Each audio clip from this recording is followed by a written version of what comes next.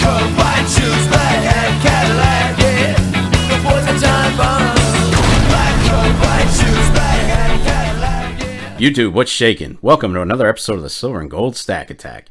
I hope everyone's doing well, and I just want to thank you for being here, and of course for all the amazing support. You guys already know that you're a part of the best damn community here on YouTube, without a doubt. And if you like what you see here and you're not subscribed, why not click on that button and, hey, help the channel continue to grow. No charge, I promise. And in return, I'll keep trying to upload videos that mean something without the silver and gold pumping. Well, let's go ahead and jump right on into it. So what are some potential issues we'd run into if we experienced a sudden economic collapse?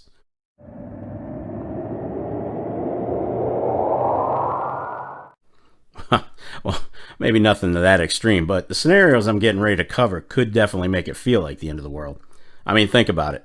What if the economy just went kaput, zapped into oblivion?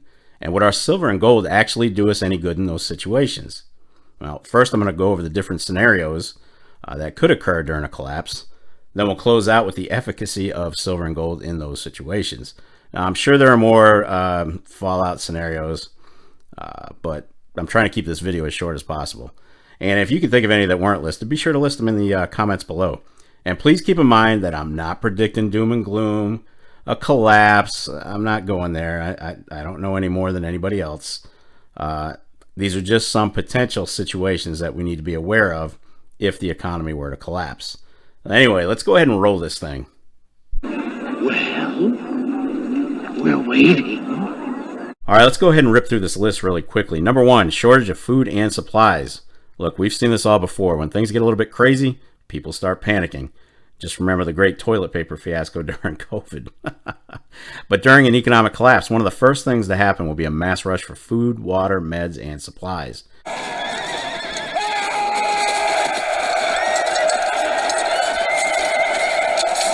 Be sure you're keeping a stash of all those in your own house. Number two, rising crime. When the dung hits the fan, panic will incite crime and violence. If people can't find what they need, there's a solid chance they'll go neighborhood to neighborhood and try to take supplies by force. Now, I can't say how I'm going to defend my house because YouTube doesn't like that, but you all know. Stack ammo. Number three, banks may close. In an economic collapse, there's a high probability that your bank could shut down, which would leave you stranded from your money, or if they do stay open, they could be limiting funds that you can withdraw. Always stack cash for an emergency. Try to keep at least the equivalent of a couple of months of your bills outside the banking system. Number four, loss of jobs. Look, a lot of businesses are going to be forced to close, and that's going to leave widespread job losses. This would make it infinitely more difficult for people to afford basic necessities to live, which could likely lead to an increase in poverty and reliance on the government assistance, which I'm sure they'd love, or a turn to crime altogether. Number five, inflation. Simple economics, folks. As the value of money decreases, prices for goods and services will...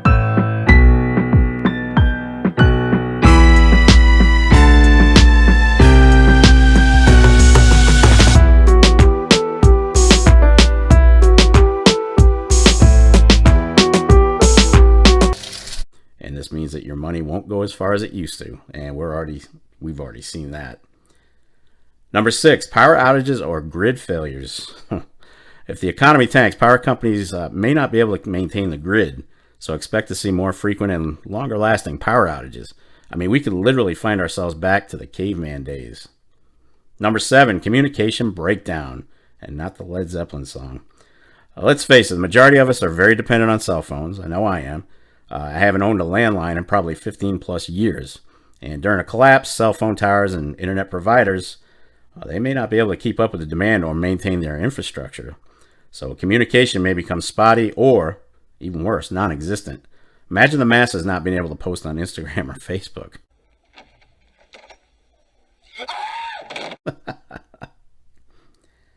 Number eight, fuel could become scarce. Now, as fuel becomes harder and harder to find and more expensive, transportation will become more difficult. It can't hurt to keep a small supply of gasoline at the house. Just remember, properly stored gas can maintain its efficacy for about roughly 6 months, maybe a little bit more. You'll definitely want to use it up and rotate it as needed. Number 9, civil unrest. Here's where things get crazy. As people become more desperate and angry, protests and riots will definitely break out. and this could lead to dangerous and unpredictable situations. People can turn against each other in an attempt to survive, leading to dangerous and an unpredictable world. Number 10, martial law. If things really get out of hand during a collapse, the government may impose martial law to help maintain order. And this means that the military will be in charge and civil liberties may be suspended. Number 11, hospitals may be overwhelmed. They can end up swamped or closed altogether. So if you have a medical emergency, you may be out of luck. At least learn first aid CPR and keep some medications and supplies nearby.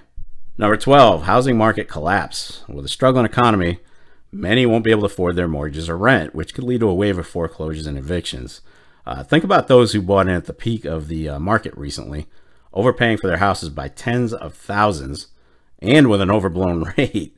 Those folks will be hit the hardest if their income slows down or ceases completely.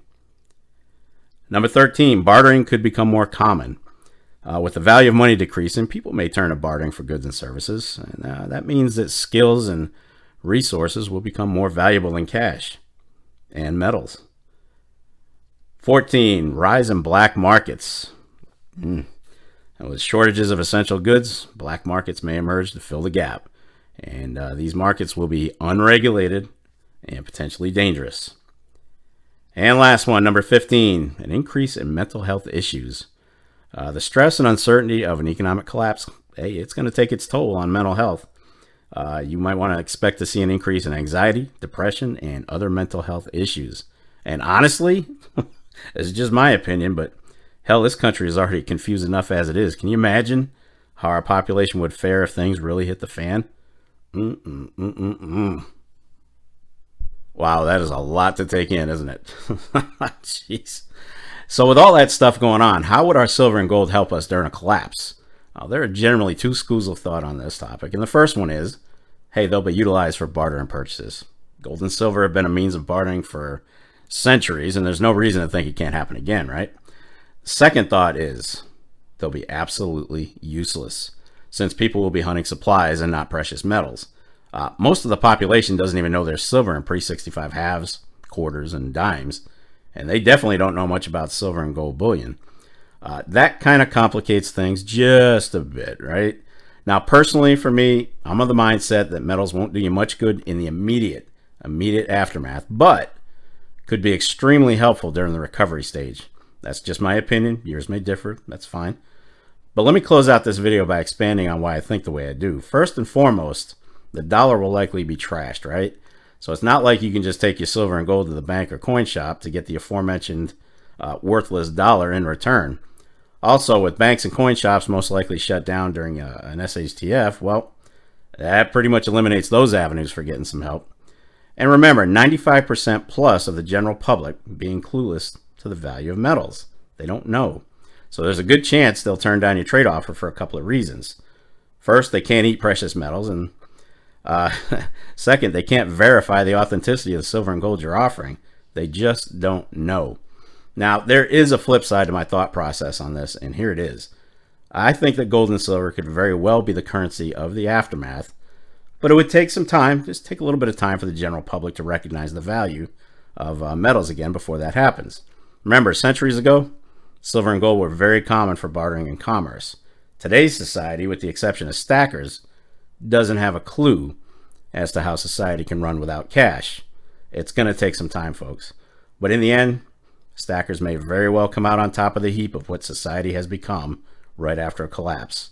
Just be sure you're stacking the essentials too. Don't count on your metals to save your backside if this stuff all comes to fruition, because we just don't know how it'll go.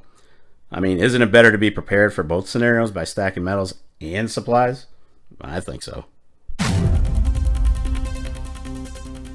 All right. There you have it, folks. So which precious metal scenario do you think would take place during economic fallout? A, metals will be immediately accepted as bartering and for commerce, or B, they'll be more for the recovery stage. I'd love to hear your opinion, so be sure to leave a comment down below and let me know what you're thinking. I do love going through them, so make sure you sound off. And that's going to wrap it up for this episode of the Silver and Gold Stack Attack. And if you made it this far, well, kudos to you. I'll definitely catch up with you in the next episode, but in the meantime, you know what's up. What do you want to do with your life? I want to stack.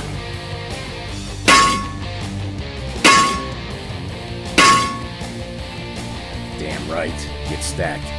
Stay safe and be well, everyone. I am out of here. Peace, folks.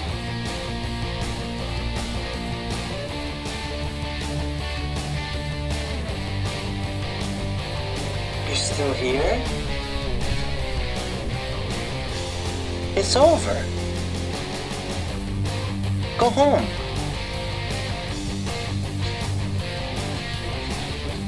Go. Oh, yes. And what was that beginning, middle, and end part again?